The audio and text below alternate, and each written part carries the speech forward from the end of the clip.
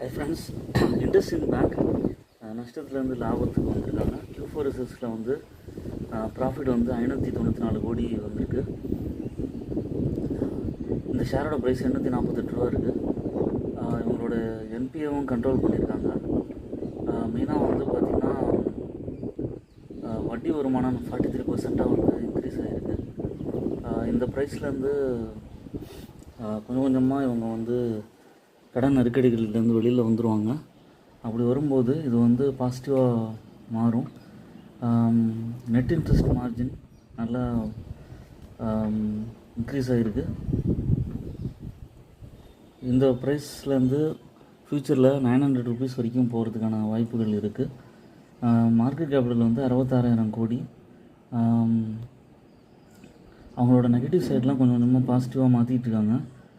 Quarterly ரிசல்ட்ஸில் revenue வந்து improve பண்ணிகிட்ருக்காங்க. Net ப்ராஃபிட்டும் நல்லாவே இம்ப்ரூவ் ஆகிருக்கு.